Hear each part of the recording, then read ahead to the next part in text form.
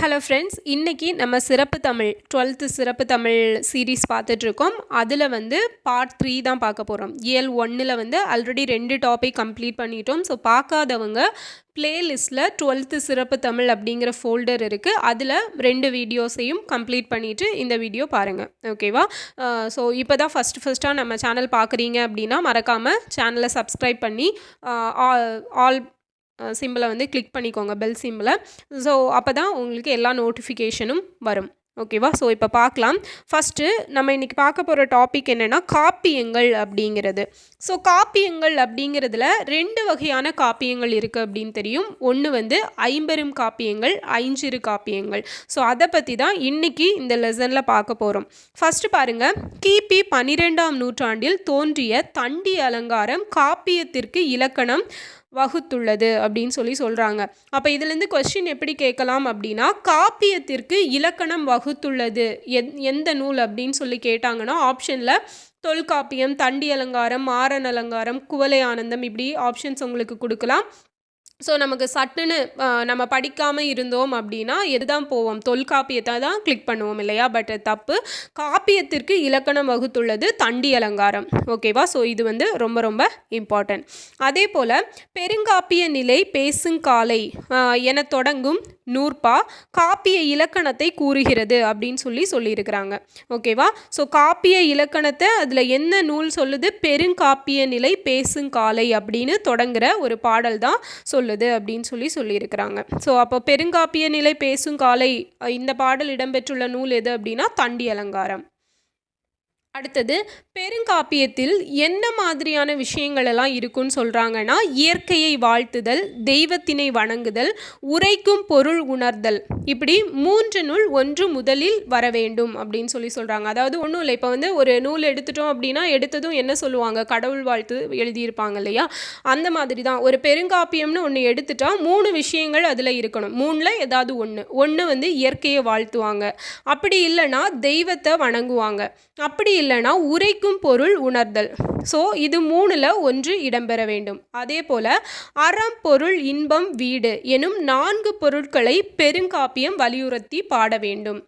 So இப்போ திருக்குறள் அப்படின்னு எடுத்துட்டோன்னா அறம், பொருள், இன்பம் அப்படின்னு 3 வகையாக பிரிச்சிருப்பாங்க இல்லையா?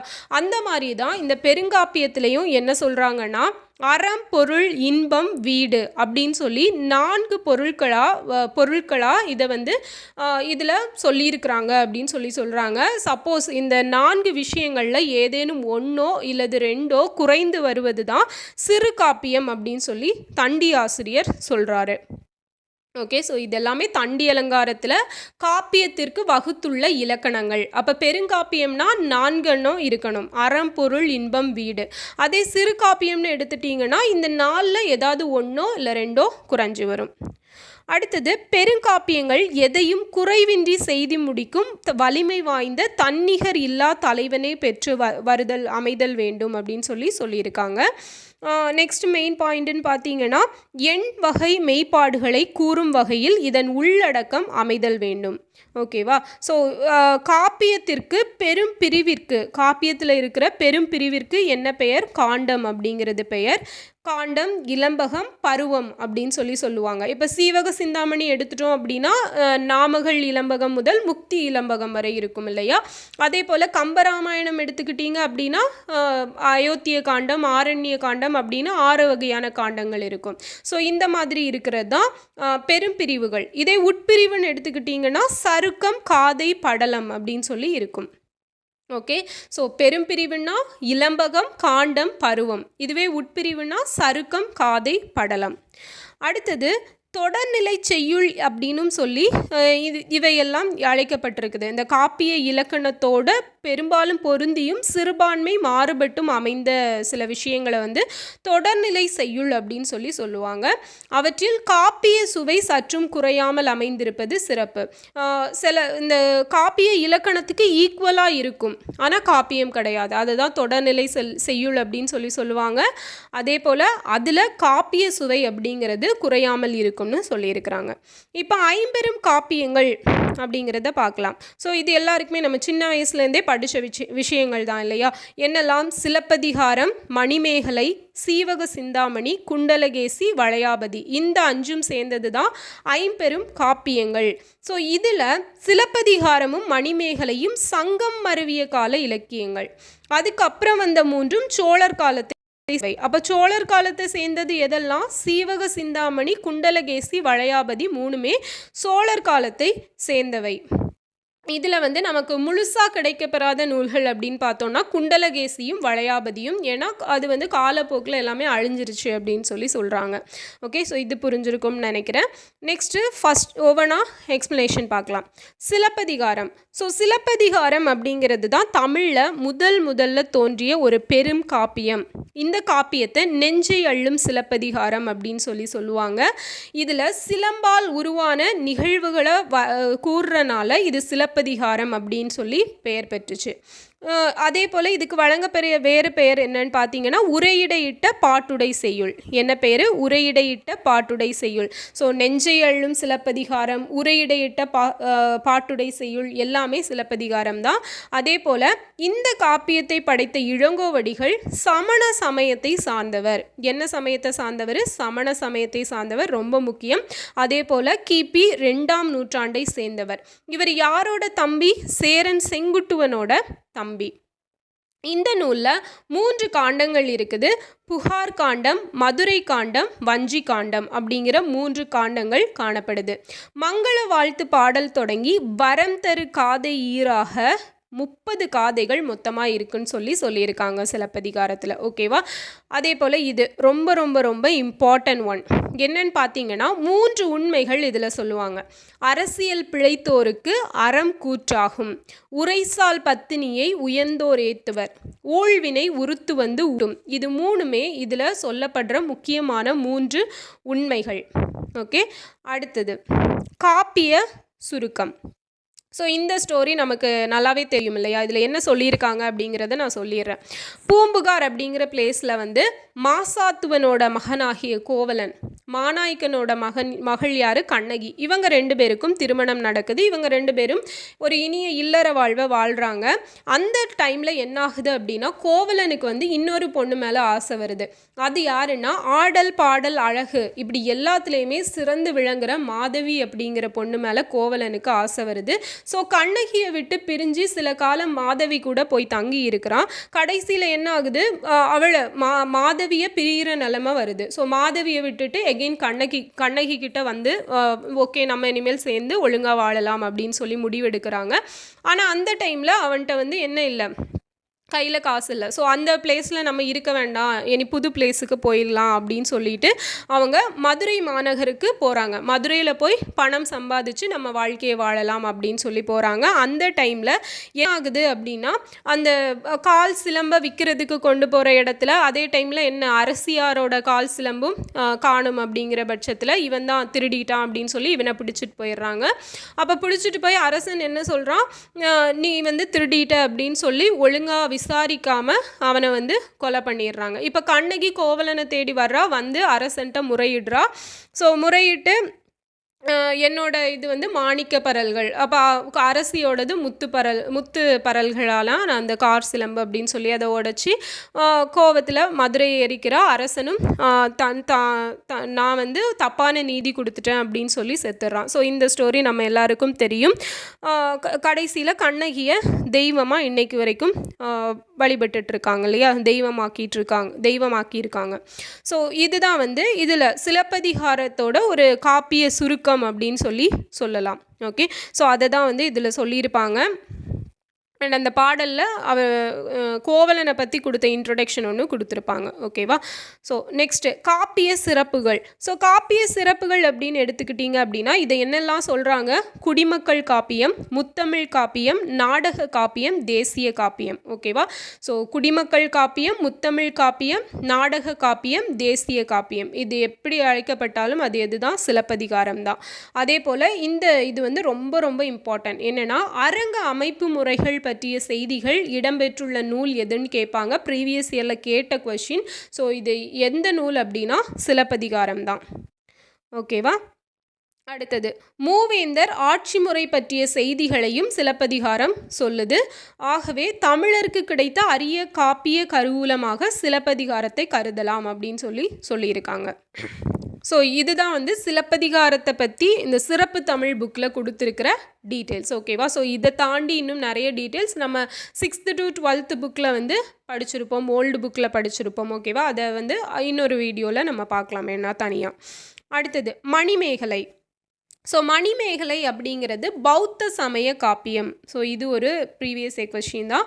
மணிமேகலை பௌத்த சமய காப்பியம். ஸோ இதில் வந்து மணிமேகலை அப்படிங்கிறது யாரு? கோவலனுக்கும் மாதவிக்கும் பிறந்த பெண்ணு தான் மணிமேகலை. ஓகேவா? ஸோ இதை எழுதினது கூலவாணிகன் சீத்தலை சாத்தனார். இவரும் இளங்கோவடிகளோட காலத்தை சேர்ந்தவர் தான். மணிமேகலையில் விழாவரை காதை முதல் பவத்திரம் அருகன பாவை காதை ஈராக 30 காதைகள். ஸோ சிலப்பதிகாரத்திலையும் 30 காதைகள் தான், மணிமேகலையிலையும் 30 காதைகள் தான் இருக்குது. ஓகேவா? ஆனால் சிலப்பதிகாரத்தில் இருக்கிற மாதிரி காண்டம் அப்படிங்கிற பெரும் பிரிவு மணிமேகலையில் இல்லைன்னு சொல்லியிருக்கிறாங்க. அடுத்தது இன்னொரு இம்பார்ட்டன்ட் டேட்டா பாருங்கள். மணிமேகலை இளங்கோவடிகள் முன்பாகவும் சிலப்பதிகாரம் சீத்தலை சாத்தனார் முன்பாகவும் அரங்கேற்றப்பட்டதாக கூறுவர். ஓகேவா? ஸோ இது வந்து இம்பார்ட்டன்ட் டேட்டா, ஸ்டேட்மெண்ட்டில் கேட்கலாம். அடுத்தது இந்த கதைக்களம் பாத்திரங்கள், அதாவது சிலப்பதிகாரத்தோட தொடர்ச்சி தான் மணிமேகலை அப்படிங்கிற மாதிரி தான் இருக்குது இல்லையா? அதனால இது ரெண்டுமே ஒன்றுக்கொன்று தொடர்புடையதுனால இது என்னன்னு சொல்கிறாங்க? இரட்டை காப்பியங்கள் அப்படின்னு சொல்கிறாங்க. அப்போ இரட்டை காப்பியங்கள்னு அழைக்கப்படுறது எது? சிலப்பதிகாரமும் மணிமேகலையும். அதே போல் மணிமேகலைக்கு வழங்கப்படக்கூடிய பெயர் என்னன்னு பார்த்தீங்கன்னா மணிமேகலை துறவு அப்படிங்கிறது. ஸோ மணிமேகலையோட காப்பிய சுருக்கம் பார்த்தீங்க அப்படின்னா கோவலனுக்கும் மாதவிக்கும் பிறந்த பெண் தான் மணிமேகலை அப்படின்னு நமக்கு தெரியும். ஸோ எப்படி கோவலனை நம்பி தன்னோட லைஃப் இழந்துட்டாங்க இல்லையா, அந்த மாதிரி தன்னோட பெண்ணும் ஆயிடக்கூடாது அப்படிங்கிறதுக்காக இவங்க மணிமேகலையை ஒரு பௌத்த துறவியாக வளர்ப்பாங்க. ஸோ மாதவியும் பௌத்த துறவியாக இருந்தவங்க. ஓகேவா? அதனால பெண்ணையும் அந்த வழியிலேயே பௌத்த துறவியாக ஆக்கியிருப்பாங்க. அப்போது இந்திர விழா காண வந்த மணிமேகலை தெய்வம். ஸோ இந்திர விழாவுக்கு மணிமேகலை வந்து இருக்கிறா அந்த இந்திர விழாவில். ஸோ இந்த இந்திர விழா அப்படிங்கிறது எத்தனை நாட்கள் நடைபெறும் அப்படிங்கிறத கமெண்டில் சொல்லுங்கள். ஓகேவா? இந்திர விழா காண வந்த மணிமேகலா தெய்வம் என்ன பண்ணுது? மணிமேகலையை தூக்கிட்டு மணிப்பல்லவ தீவுக்கு போயிடுது. ஓகே, ஸோ மணிப்பல்லவ தீவு திலகை தான் பாதுகாப்பாங்க அப்படிங்கிறதெல்லாம் நம்ம படிச்சிருப்போம். இப்போது அங்கே தோன்றிய புத்த பீடிகையை தொழுது மணிமேகலை வந்து தன்னோட பழம்பிறப்பை பற்றி அறிஞ்சிக்கிறாங்க. அது மட்டும் இல்லாமல் அவங்களுக்கு சில வரங்கள் அப்படிங்கிறது கிடைக்குது. என்னெல்லாம் கிடைக்குது? வான்வெளியே பறத்தல், பசியாதிருத்தல், தன் உருவை மாற்றிக்கொள்ளுதல், இப்படிங்கிற ஒரு 3 வரங்கள் வந்து கொடுக்குறாங்க. ஓகேவா? ஸோ இதுவும் அதுக்கான மந்திரங்களையும் கற்றுக்கிட்டு, அது மட்டும் இல்லாமல் அமுத சுரபியும் கிடைக்குது. ஸோ அள்ள குறையாதது இல்லையா, அந்த அமுத சுரபியையும் பெற்றுட்டு மணிமேகலை பூம்புகாருக்கு வர்றாங்க. ஸோ வந்துட்டு அதில் ஃபஸ்ட்டு உணவிட்ட பெண் யார்? ஆதிரை இல்லையா? ஆதிரை உணவிடுறாங்க. ஸோ அது மட்டும் இல்லாமல் போயிட்டு அரசன்ட்ட போயிட்டு சிறையில் இருக்கிறவங்களுக்கெல்லாம் உணவு கொடுக்கணும்னு சொல்லி அவங்களுக்கும் கொடுத்து சிறைக்கோட்டம் அறக்கோட்டமாக மாறுது. இந்த டைமில் என்ன நடக்குது அப்படின்னா, இது ஒரு பக்கம் நடக்குது. இன்னொரு பக்கம் மணிமேகலை மீது விருப்பம் கொண்ட உதயகுமாரன். ஸோ உதயகுமாரன் யார்? அரசனோட பையன். அப்போ உதயகுமாரனுக்கு மணிமேகலை மேலே ஒரு லவ். ஓகேவா? ஸோ இப்போ என்ன பண்ணுறாரு இவர்? மணிமேகலைக்கு என்ன பவர் இருக்குது அப்படின்னா உருமாற பவர் இருக்கு இல்லையா? மணிமேகலை எங்கே போனாலும் உதயகுமாரன் வந்து பின்னாடி போய்கிட்டே இருக்கிறாரு. அப்போ அவங்களுக்கு ரொம்ப டிஸ்டர்பாக இருக்குது, மணிமேகலை டிஸ்டர்பாக ஃபீல் பண்ணுறாங்க.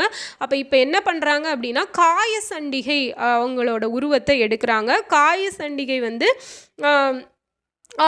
காயசண்டிகையோட கணவர் வந்து இதை வந்து பார்த்துடுறாரு. அவருக்கு தெரியாது இல்லையா மணிமேகலை தான் காயசண்டிகை உருவத்தில் இருக்காங்கன்னு. ஸோ காயசண்டிகையை உதயகுமாரன் ஃபாலோ பண்ணி போகிறத யார் பார்த்துடுறா? இந்த காயசண்டிகையோட கணவர் பார்த்துடுறாரு. பார்த்துட்டு என்ன பண்ணுறாரு? உதயகுமாரனை கொன்னுடுறாரு. அப்போது இந்த பழி யார் மேலே தான் விழும்? மணிமேகலை மேலே தான் விழும் இல்லையா? அதனால் அரசன் வந்து மணிமேகலையை பிடிச்சி சிறையில் அடைக்கிறாரு. ஓகேவா? ஸோ அந்த மாதிரியான ஸ்டோரி தான் இதில் வரும் அப்படின்னு சொல்லியிருக்கிறாங்க. அதே போல் இந்த லைன்ஸ் இம்பார்ட்டன்ட். மண் திணி ஞாலத்து வாழ்வோர்க்கெல்லாம் உண்டி கொடுத்தோர் உயிர் கொடுத்தோரே. ஸோ உண்டி கொடுத்தோர் உயிர் கொடுத்தோரே இது ரிப்பீட்டட் கொஸ்டின். இது வந்து 2 நூல்களில் காணப்படும். ஒன்று மணிமேகலை, இன்னொன்று வந்து புறநானூறு. ஓகேவா? ஸோ அதை நல்லா நோட் பண்ணிக்கோங்க. நெக்ஸ்ட்டு காப்பிய சிறப்புகள்னு எடுத்துட்டோன்னா மணிமேகலையில் இயற்கை காட்சிகளும் வருணனைகளும் அமைந்துள்ளன.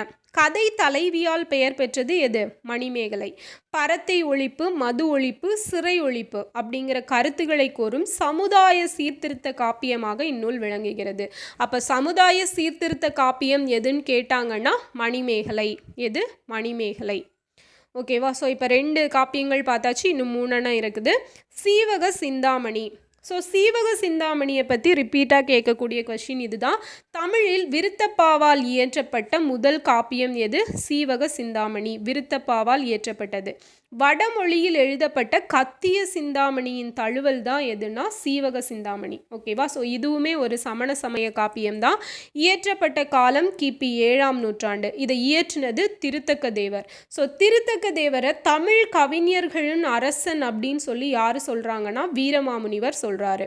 திருத்தக்க தேவரை தமிழ் கவிஞர்களுள் அரசன் அப்படின்னு சொல்லி சொன்னது யார்? வீரமாமுனிவர். இதுவும் ஒரு ப்ரீவியஸ் இயர் கொஸ்டின் தான்.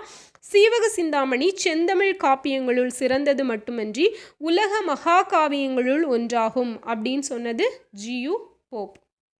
ஓகே, அப்போ வீரமாமுனிவர் ஒன்று சொல்லியிருக்காரு, ஜியு போப் ஒன்று சொல்லியிருக்காரு. என்ன அப்படிங்கிறத நல்லா பார்த்துக்கணும். ஸோ சீவக சிந்தாமணியில் நாமகள் இலம்பகம் முதல் முக்தி இலம்பகம் வரை மொத்தம் 13 இலம்பகங்கள் இருக்குது. எத்தனை பாடல்கள் இருக்குது? 3145 பாடல்கள். 3145 பாடல்களும் 13 இலம்பகங்களும் காணப்படுது. ஸோ காப்பிய இலக்கணம் முழுமையும் பொருந்தும் இந்நூல் அறம் பொருள் இன்பம் வீடு அப்படிங்கிற 4 உறுதி பொருட்களில் வந்திருக்கிறதா சொல்கிறாங்க. ஸோ சீவக சிந்தாமணியோட காப்பிய சுருக்கம் அப்படின்னு பார்த்தீங்கன்னா ஏமாங்கதம் அப்படிங்கிற ஒரு நாட்டோட தலைநகர் ராசமாபுரம். அந்த நாட்டை ஆண்ட மன்னன் தான் சச்சந்தன். அவரோட மனைவி வந்து விசையை. ஸோ இவங்க 2 பேரும் அந்த புறத்தில் தங்கி இருக்கிறாங்க. நாட்டை கவனித்து வந்த அமைச்சன் யாருன்னா கட்டியங்காரன். ஓகேவா? ஸோ அந்த கட்டியங்காரன் என்ன பண்ணுறான்னா தக்க சமயத்தில் அந்த அரசனை கொண்டுட்டு ஆட்சியை கைப்பற்றிடுறான். அப்போ இந்த விசையை இருக்காங்களா, அவங்க வந்து மயில்புரி மூலமாக தப்பிச்சு போயிட்டு ஒரு இடுகாட்டில் வச்சு சீவகனை பெற்றெடுக்கிறாங்க. அப்போ சீவகன் பிறந்தபோது அவங்களோட அம்மா வந்து சிந்தாமணியே அப்படின்னு சொல்லி அழைக்கிறாங்க. இந்த குழந்தை வந்து பிறந்ததும் தும்முது. ஸோ தும்மியப்போ சீவ அப்படிங்கிற ஒரு வாழ்த்தொலி கேட்டனால இவங்க வந்து சீவகன் அப்படின்னு சொல்லி அழைக்கப்படுறாங்க. ஸோ சீவகனோட வரலாற்றை சொல்கிறனால தான் இது சீவக சிந்தாமணி அப்படின்னு சொல்லி பெயர் பெற்றதா பெயர் காரணம் கொடுத்துருக்குறாங்க. அதே போல் கந்துக்கடன் அப்படிங்கிற வணிகன் வந்து சீவகனை எடுத்து வளர்க்குறாப்புல. ஸோ வளர்த்து அச்சநந்தி அப்படிங்கிற ஆசிரியர், அவரை வளர்த்தது யார்? கந்துக்கடன் அப்படிங்கிற வணிகன். இவருக்கு வந்து எல்லா கலைகளையும் கற்றுக் கொடுத்த ஆசிரியர் யாருன்னா அச்சநந்தி. ஸோ கந்துக்கடன், அச்சநந்தி நேம் ஞாபகம் வச்சுக்கோங்க. ஸோ தன்னிகர் இல்லாத தலைவனாக விளங்கும் சீவகன் தன் ஆற்றலால் பல்வேறு வீர செயல்களை புரிந்து கட்டியங்காரனை போரில் வீழ்த்தி மீண்டும் தன் நாட்டை பெறுகிறான் அப்படின்னு சொல்கிறாங்க. ஸோ இந்த நூலுக்கு சீவக சிந்தாமணிக்கு மணநூல் அப்படிங்கிற பேரும் உண்டு. அது என்ன ரீசன்னு பார்த்தீங்க அப்படின்னா இது வந்து சீவகன் இருக்காப்புல இல்லை. ஸோ இவர் வந்து ஒரு 8 பெண்களை மேரேஜ் பண்ணியிருப்பார். அதனால தான் இதுக்கு மணநூல் அப்படிங்கிற பெயர் இருக்குது. அந்த 8 பெண்கள் பெயரும் கொடுத்துருப்பாங்க. ஸோ அது நமக்கு தேவையில்லை எக்ஸாம் பாயிண்ட் ஆஃப் வியூவில். ஓகேவா? ஸோ நாமகள் இலம்பகத்தில் வரும் நாட்டு சிறப்பில் திருத்தக்க தேவர் ஏமாங்கதக நாட்டின் சிறப்பை கூறுறது தான் இங்கே லைனாக கொடுத்துருக்காங்கன்னு சொல்லியிருக்காங்க. இது சோழ நாட்டை பற்றி சொல்கிறது. ஆல்ரெடி பார்த்தோம். சோழ நாட்டை பற்றி சொல்கிறது தான் எது இந்த சீவக சிந்தாமணி, குண்டலகேசி, வளையாபதி அப்படிங்கிறது. காப்பிய சிறப்புகள் பாருங்கள். காப்பியங்களில் நாட்டு வளம் நகர்வளம் பாடுவதில் புதிய மரபை ஏற்படுத்தி கொடுத்த காப்பியம்தான் எது? இந்த சீவக சிந்தாமணி அப்படிங்கிறது. ஓகேவா? ஸோ இதில் என்னெல்லாம் சொல்லியிருக்காங்க? உவமை நயங்கள், அரசியல் சூழ்ச்சிகள், சமண கொள்கை விளக்கங்கள் இதெல்லாம் சொல்லப்பட்டிருக்கும்னு சொல்லியிருக்காங்க. Okay, fine. அப்போ 3 நூல்கள் பார்த்துட்டோம். என்னெல்லாம்? சிலப்பதிகாரம், ஸோ கோவலன் கண்ணகி. மணிமேகலை, கோவலன் மாதவியோட பொண்ணான மணிமேகலையோட ஸ்டோரி. அடுத்தது என்ன பார்த்தோம்? சீவக சிந்தாமணி. ஸோ சீவகன், கட்டியங்காரன், அச்சநந்தி, ஏமாங்கதக நாடு. ஓகே, இதெல்லாம் மறக்கக்கூடாது. அடுத்தது குண்டலகேசி. ஸோ குண்டலகேசி அழிந்து போன தமிழ் காப்பியங்களுள்ள ஒன்று தான் குண்டலகேசி. இது பௌத்த சமய நூல். மணிமேகலையை மாதிரி இதுவும் ஒரு பௌத்த சமய நூல் தான். இதை எழுதினது யார்? நாதகுத்தனார். ஓகேவா? ஸோ புறத்திரட்டில் குண்டலகேசியின் பாடல்களாக 19 செய்யுள்களும் நீலகேசி உரையில் 180 பாக்களும் இன்று கிடைக்கின்றன. ஓகேவா? ஸோ ஏன்னா இது அழிஞ்சிருச்சு இல்லையா, அதனால கொஞ்சம் தான் நமக்கு கிடச்சிருக்கு அப்படின்னு சொல்கிறாங்க. அண்ட் கிடைச்ச சோர்ஸ் வச்சியும் இன்னும் சில சோர்ஸ் மூலமாகவும் இதோட ஸ்டோரிஸ் இதுதான் அப்படிங்கிறத வந்து டிஃபைன் பண்ணி வச்சுருக்காங்க. ஸோ அந்த ஸ்டோரி என்னன்னு பார்க்கலாம். ஓகேவா? ஸோ ராசகிரகம் அப்படிங்கிற நகரை தலைநகராக கொண்டு ஆண்ட அரசனுக்கு அமைச்சன் ஒருவன் இருந்தான். ஓகேவா? எந்த பிளேஸு? ராஜகிரகம் ராஜ்கிரீக் அப்படின்னு சொல்லுவாங்கள்ல, அதுதான். ஸோ அந்த அமைச்சனோட பொண்ணு தான் யாருன்னா பத்திரை. ஓகேவா? இந்த பத்திரை என்ன பண்ணுறாங்க அப்படின்னா, திருட்டு குற்றத்துக்காக தண்டனை பெற்ற ஒருத்தனை லவ் பண்ணி மேரேஜ் பண்ணிக்கிறாங்க. ஸோ இவங்க லைஃப் போயிட்டுருக்கு. அப்போ ஒரு நாள் என்னாச்சு அப்படின்னா, திடீர்னு அவரை பார்த்து நீ திருடன் தானே அப்படின்னு சொல்லி பத்திரை சொல்லிடுறாங்க. ஸோ என்னதான் இருந்தாலும் அவருக்கு சட்டுன்னு கோபம் வந்துடுது. ஓகேவா? ரொம்பவே ஃபீல் பண்ணுறாரு. அப்போ அவர் முடிவு, இவளை கூட்டிகிட்டு போய் நம்ம கொலை பண்ணிடணும் அப்படின்னு சொல்லி, அப்போ ஒரு மலை உச்சிக்கு கூட்டிகிட்டு போயிட்டு நான் உன்னை இப்போ கொல்ல போகிறேன் அப்படின்னு சொல்கிறாங்க. அப்போ சொன்னதும் பத்திரை வந்து உஷாராயிட்டா. ஓகேவா? ஸோ நான் வந்து உங்களை ஒரு தடவை சுற்றி வர்றேன், அதுக்கப்புறம் நீங்கள் என்ன கொன்னுக்கோங்க அப்படின்னு சொல்கிறா. ஸோ என்ன பண்ணுறா அப்படின்னா, பத்திரை அந்த அவளோட கணவனை சுற்றி வந்துட்டு தற்கொல்லியை முற்கொள்க அப்படிங்கிறத உணர்ந்து அவனை பிடிச்சி பின்னில் இருந்து மலை உச்சியிலேருந்து தள்ளி விட்டா. யாரை? பத்திரை வந்து அவளோட கணவனை வந்து கொன்னுடுறா. அதுக்கப்புறம் வாழ்க்கையை வெறுத்து போய் ஒரு சமண பள்ளியை அடைந்து துறவரம் மேற்கொள்கிறா. ஓகேவா? ஸோ துறவரம் மேற்கொண்டவர் சாரிபுத்தர் அப்படிங்கிறவர்கிட்ட வாதத்தில் தோற்று புத்த மதத்தை தழுவுகிறாள். ஸோ இதெல்லாமே கொஸ்டின் ஏரியா, நல்லா பார்த்துக்கணும். தற்கொல்லியை முற்கொள்க அப்படிங்கிற ஒரு கான்செப்டை பேஸ் பண்ண நூல் எதுன்னு சொல்லி கேட்பாங்க. எது? குண்டலகேசி. ஸோ இந்த பத்தரை வந்து யார்கிட்ட வாதத்தில் தோற்று போனா அப்படின்னா சாரிபுத்தரிடம். ஓகேவா? சாரிபுத்தரிடம் வாதத்தில் தோற்று புத்த மதத்தை தழுவுறா. நெக்ஸ்ட்டு, செல்வம் வரும்போது மகிழ்வதும் இல்லை, வறுமை உற்றபோது வருந்துவதும் இல்லை அப்படிங்கிற நெறியை உணர்த்தும் ஒரு குண்டலகேசி பாடல் வந்து இதில் கொடுத்துருக்கிறதா சொல்லியிருக்கிறாங்க. ஓகே, வளையாபதி. ஸோ 4 பெருங்காப்பியம் பார்த்துட்டோம். இப்போ வளையாபதி பார்க்க போகிறோம். 50 காப்பியங்களுள் இறுதியாக வைத்து எண்ணப்படுவது தான் எது அப்படின்னா வளையாபதி. ஸோ இது வந்து இன்னும் முழுமையாக கிடைக்கல. இது ரொம்ப ரொம்ப முக்கியம். அப்போ 50 காப்பியங்களில் கடைசியாக வைத்து எண்ணப்படுவது எதுன்னு கேட்டால் வளையாபதி. ஓகேவா? பட் நம்ம ஆர்டராக சொல்லும்போது வளையாபதியை கடைசி சொல்ல மாட்டோம். குண்டலகேசி தான் மோஸ்ட்லி லாஸ்ட்டாக சொல்லுவோம். ஓகேவா? அதனால் சட்டுன்னு ஆப்ஷனில் குண்டலகேசி போட்டுறக்கூடாது. நல்லா புரிஞ்சுக்கணும். கடைசியாக வைத்து எண்ணப்படுற நூல் எது தான் அப்படின்னா வளையாபதி தான். இந்த நூல் முழுமையும் இன்று கிடைக்கவில்லை. சமண சமயத்தை சார்ந்த இந்நூலோட ஆசிரியர் பெயரும் தெரியவில்லை. வளையாபதியோட ஆசிரியர் பெயர் தெரியாது. குண்டலகேசியோட ஆசிரியர் யார் பார்த்தோம்? நாதகுத்தனார். ஸோ புறத்திரட்டு தொகை நூலில் வளையாபதியின் பாடல்களாக 66 செய்யுள்கள் காணப்படுறதா சொல்லியிருக்காங்க. ஓகேவா? ஸோ விருத்த பாக்களாக அமைந்த வளையாபதி பாடல்கள் கல்லாமை, கொல்லாமை, பொய்யாமை, இளமை நிலையாமை ஆகியன குறித்து பேசுகின்றன. ஓகேவா? எதெல்லாம் பற்றி பேசுது? கல்லாமை, கொல்லாமை, பொய்யாமை, இளமை நிலையாமை. ஸோ இதோட ஸ்டோரி பார்த்தீங்க அப்படின்னா நவகோடி நாராயணன் அப்படிங்கிறவரோட ஸ்டோரி. ஸோ இதுவுமே கேட்பாங்க. நவகோடி நாராயணன் இவர் வந்து எந்த ஸ்டோரியில் வருவார்னா வளையாபதி. ஓகே. ஸோ இவர் வந்து என்ன பண்ணுறாரு அப்படின்னா தன்னோட குலத்தில் ஒரு பெண்ணையும் வேற்று குலத்தில் ஒரு பெண்ணையும் மேரேஜ் பண்ணிப்பார். ஓகேவா? ஒரே டைமில் 2 பேர்.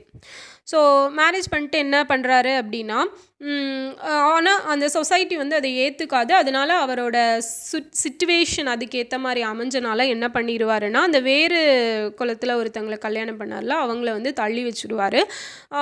அப்போ அந்த பெண் என்ன பண்ணுவாங்கன்னா காளி கிட்ட போய் எனக்கு மறுவாழ்வு கொடுங்க அப்படின்னு சொல்லி காளி தெய்வம் கிட்ட போய் வேண்டுவாங்க. அப்போ காளியோட அருளால் அவளுக்கு ஒரு ஆண் குழந்தை பிறக்கும். அந்த குழந்தை வளர்ந்து பெரியவனாகி அந்த புகார் நகர் வணிக அவையிலேயே வச்சு என்னோட அப்பா நாராயணன் தான் அப்படின்னு சொல்லுவான். ஸோ அதுக்கு சாட்சியும் காளி தெய்வம் வந்து சாட்சி சொல்லும். ஸோ இந்த கதையை சொல்கிறது தான் எது அப்படின்னா வளையாபதி.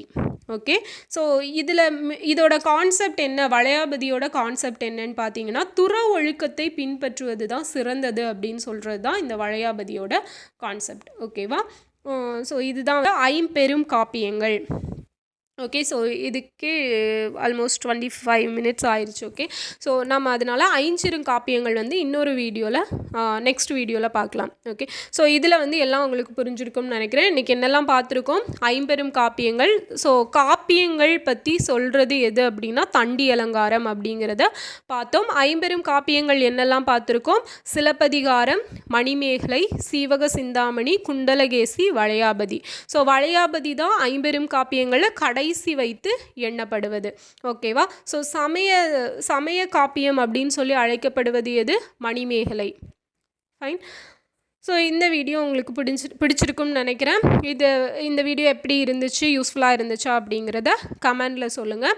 நாளைக்கு ஐஞ்சிறுகாப்பியங்கள் அப்படிங்கிறத நெக்ஸ்ட் வீடியோவில் பார்க்கலாம். ஓகேவா? தேங்க்யூ.